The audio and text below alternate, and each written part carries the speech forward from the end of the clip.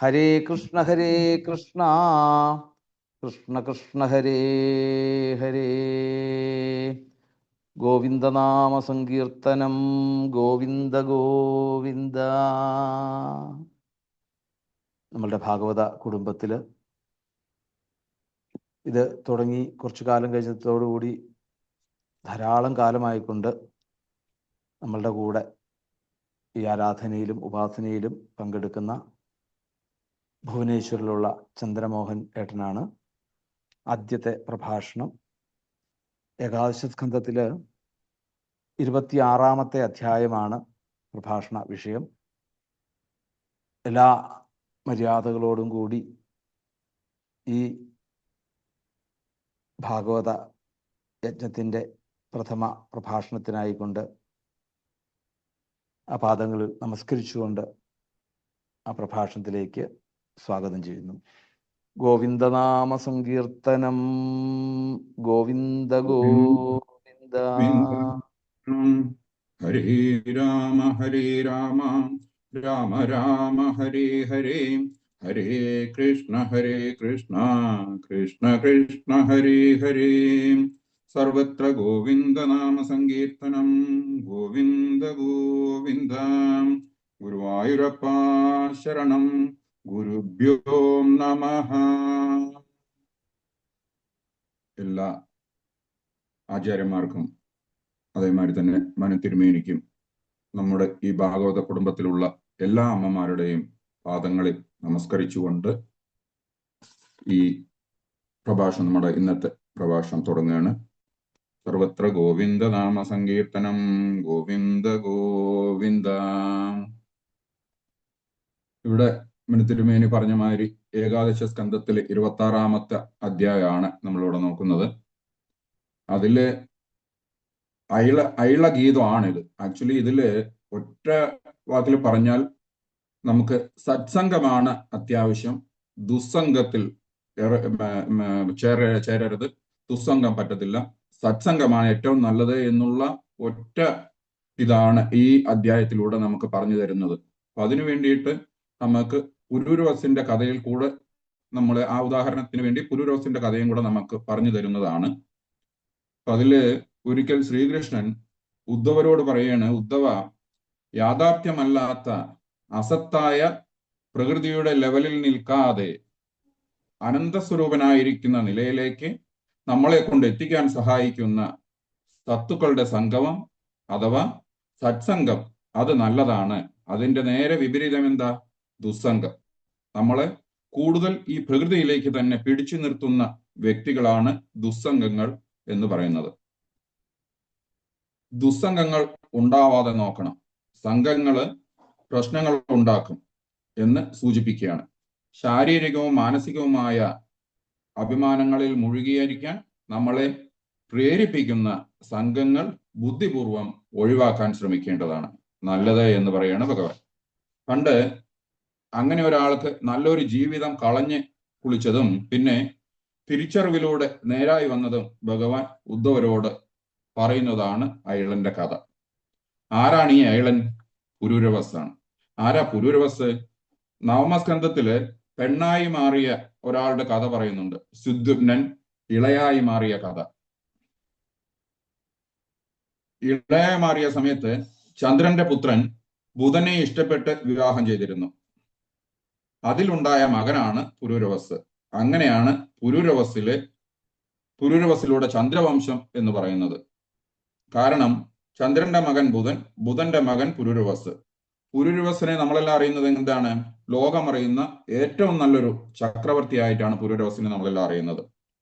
ആ ചക്രവർത്തിയോട് ഒരു ദിവസം ദേവലോകത്തു നിന്ന് ഉർവശി വന്ന് അദ്ദേഹത്തോട് പറയുകയാണ്, എനിക്ക് അദ്ദേഹത്തെ അങ്ങേ ഇഷ്ടമാണ്, ഇനി മുതൽ അങ്ങയുടെ കൂടെയാണ് ഞാൻ കഴിയുന്നത് എന്നും പറയാണ്. 2 നിബന്ധനകളും ഉർവശി ഈ പുരൂരവസിന്റെ അടുത്ത് വെച്ചു. അത് തെറ്റിച്ചാൽ ഞാൻ ദേവലോകത്തോട്ട് തിരിച്ചു പോകും എന്ന് പറയാണ്. പുരൂരവസിന് വന്ന ഒരവസ്ഥ ആലോചിച്ച് നോക്കുക. സാധാരണ ലോകത്ത് ഉർവശിയോട് അങ്ങോട്ടാണ് എല്ലാവർക്കും ഇഷ്ടം തോന്നാറുള്ളത്, അല്ലെ? അപ്പൊ അങ്ങനെയുള്ള ഒരു ഉർവശി വന്ന് ഈ ചക്രവർത്തിയോട് പുരൂരവസിനോട് പറയാണ്, എനിക്ക് അങ്ങയെ ഇഷ്ടമാണെന്നും അങ്ങയുടെ കൂടെ ഞാൻ കഴിയണമെന്നും. അതോടെ അദ്ദേഹത്തിന് വല്ലാത്തൊരു അവസ്ഥയിലേക്ക് അദ്ദേഹത്തിനെ എത്തിച്ചു എന്നാണ് പറയുന്നത്.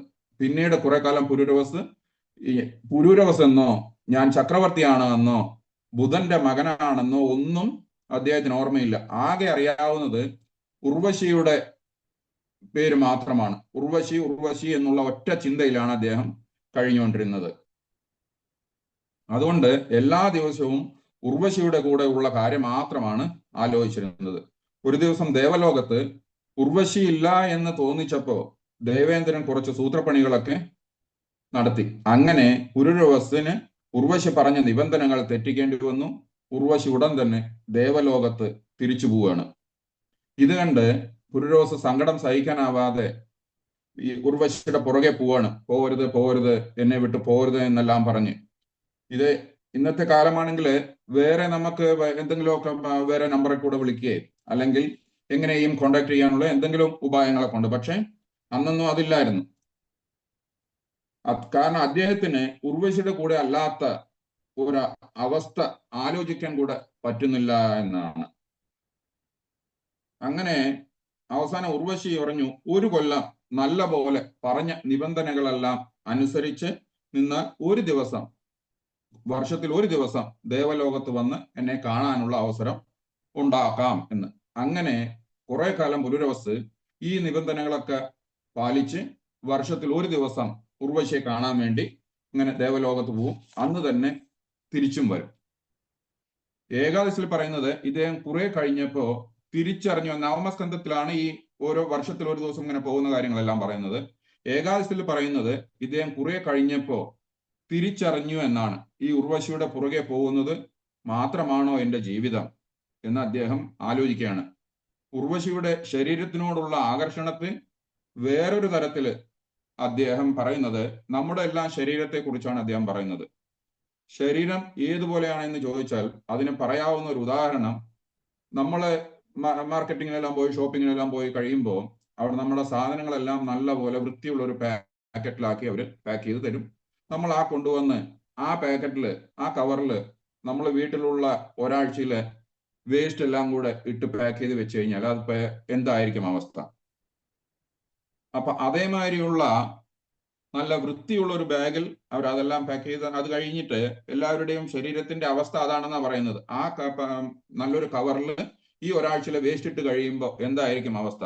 അതാണ് നമ്മുടെ എല്ലാവരുടെയും ശരീരത്തിന്റെ അവസ്ഥ എന്ന് അദ്ദേഹം വിചാരിക്കുകയാണ്. കാരണം ഈ ശരീരത്തിന്റെ അകത്തുള്ള സാധനങ്ങളൊന്നും നമുക്ക് കാണാൻ ഇഷ്ടമല്ലാത്തതാണ്, അല്ലെ? നവദ്വാരങ്ങളിൽ കൂടി വരുന്നതെല്ലാം നമ്മൾ അഴുക്കാക്കി കളയാണ്. പുറമേക്ക് നല്ല പോലെ വൃത്തിയായി വസ്ത്രമെല്ലാം ധരിച്ചു കഴിയുമ്പോൾ നമ്മൾക്ക് നല്ല പോലെ തോന്നുകയാണ്. ഈ ശരീരത്തെയാണോ ഞാൻ ഇഷ്ടപ്പെട്ടത്? ഇതാണോ എന്നെ ആകർഷിപ്പിക്കുന്നത് എന്ന് പുരൂരവസ് ആലോചിച്ചു. ഇങ്ങനെയുള്ള ഒരു വികാരത്തിന് വേണ്ടി മാത്രം തീർക്കാനുള്ളതാണോ എൻ്റെ ജീവിതം എന്ന് അദ്ദേഹം ആലോചിക്കുകയാണ്. അദ്ദേഹത്തിന് ഉർവശിയോട് ദേഷ്യമൊന്നും തോന്നിയില്ല. അദ്ദേഹം പറയുന്നത് നമ്മുടെ അവസ്ഥ തന്നെ. നമ്മളിപ്പോ രാത്രി എങ്ങോട്ടെങ്കിലും നടന്നു പോകുമ്പോൾ ഒരു കയറ് കണ്ട നമ്മൾക്ക് പെട്ടെന്ന് അയ്യോ ഒരു പാമ്പാണോ എന്ന് തോന്നിപ്പോകും. അപ്പൊ ആ തോന്നിക്കലിനെ നമ്മൾ കയറിനെ കുറ്റം പറഞ്ഞിട്ട് കാര്യമുണ്ടോ? ആ കയറല്ല കുറ്റക്കാരൻ, നമ്മുടെ മനസ്സാണ്. ഉർവശിയെ ഞാൻ എങ്ങനെയാണോ കണ്ടത് അതാണ് കുഴപ്പമുണ്ടാക്കിയത്, അല്ലാതെ ഉർവശിയല്ല. ഉർവശിയോട് നന്ദിയുണ്ട് എന്നാണ് അദ്ദേഹം ചിന്തിച്ചത്. കാരണം കുറേയേറെ തിരിച്ചറിവ് ഉർവശി അദ്ദേഹത്തിന് ഉണ്ടാക്കി കൊടുത്തു എന്നുള്ളതാണ്. കി മേഘതയ നോപകൃതം രജ്വാവാ സർപ്പചേതസ. എന്ത് നല്ല വാക്കുകളാണല്ലേ! ലോകത്ത് ഒരാളും നമ്മൾക്ക് കുഴപ്പമുണ്ടാക്കുന്നില്ല, ഒരാളും നമ്മളെ പ്രലോഭിപ്പിക്കുന്നുമില്ല. ആരും നമ്മളെ വഴിതെറ്റിച്ചിട്ടില്ല. വഴിതെറ്റിക്കുന്നത് നമ്മൾ തന്നെയാണ്. നമ്മൾ അവരെ എങ്ങനെ കാണുന്നു എന്നതിലാണ് പ്രശ്നം. അദ്ദേഹം ലോകത്തോട് പറഞ്ഞത് എന്താന്ന് വെച്ചാൽ, എനിക്ക് ഇതിൽ വിഷമമൊന്നുമില്ല, കാരണം എല്ലാവർക്കും ഈ കുഴപ്പമുണ്ട്.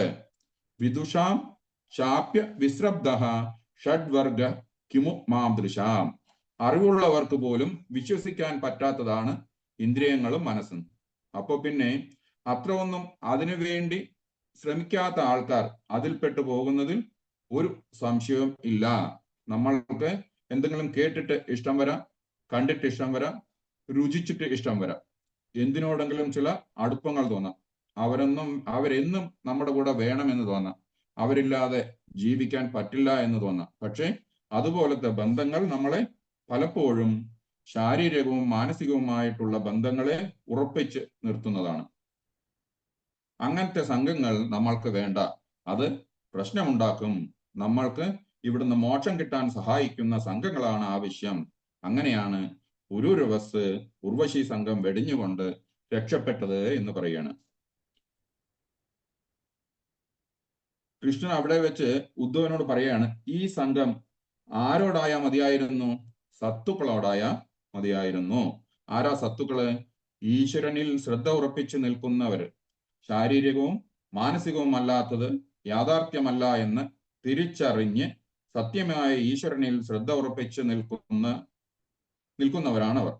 അപ്പോൾ അവർക്ക് അവരുടെ ശരീരവും മനസ്സും തന്നെ മറികടന്ന് ഈശ്വരഭാവത്തേക്ക് ചേർന്ന് നിൽക്കുന്ന അനുഭവമുണ്ട്. അവർ പറയുന്ന വാക്കുകളിലും അവർ ഓരോ വിഷയങ്ങളെ കാണുന്നതിലും അവര് മറ്റുള്ളവർക്ക് പറഞ്ഞു കൊടുക്കുന്നതിലുമൊക്കെ അതിന്റെ പ്രതിഫലനങ്ങൾ ഉണ്ടാവുകയും ചെയ്യും. അവര് ഈ ലോകത്തിന്റെ ഓരോ അനുഭവങ്ങളെയും വിലയിരുത്തുന്നത് പോലും ശാരീരികവും മാനസികവുമായിട്ടുള്ളവയുടെ നശ്വരതയും ഈശ്വരഭാവത്തിന്റെ അനശ്വരതയും വെളിപ്പെടുത്തുന്നതിന്റെ രീതിയിലാവും. അവരുടെ കൂടെ ഓരോ നിമിഷം ഇരിക്കുമ്പോഴും നമ്മൾക്ക് ആ അനുഭവം ഉണ്ടാവാനുള്ള അവസരമാണ് ഉണ്ടാവുന്നത്. അതുകൊണ്ട് സത്സംഗമാണ് നല്ലത് എന്ന് ഇവിടെ പറഞ്ഞു വെക്കുകയാണ്. ജീവിതത്തിൽ അങ്ങനെയുള്ള സത്സംഗങ്ങൾ ഉണ്ടാക്കിയെടുക്കാൻ നമ്മൾ ശ്രമിക്കണം. നമ്മളെ വീണ്ടും പ്രകൃതിയുടെ ഭാവത്തിലേക്ക് തന്നെ ചേർത്ത് വെക്കാൻ സഹായിക്കുന്ന ബന്ധങ്ങൾ ഒഴിവാക്കാൻ ശ്രമിക്കണം. ഒരു വ്യക്തിയോട് നമ്മൾക്ക് ഇഷ്ടം തോന്നി, ആ വ്യക്തിയോട് തന്നെ ചേർന്ന് നിൽക്കുന്ന നമ്മളെയെ കാണാൻ നമ്മൾക്ക് പറ്റൂ എന്ന് പറഞ്ഞാൽ നമ്മൾ വീണ്ടും പ്രകൃതിയിലോട്ട് മുഴുകുകയാണ്. അതിൽ നിന്ന് രക്ഷപ്പെട്ടു വരാൻ നമ്മൾക്ക് പറ്റുന്നില്ല.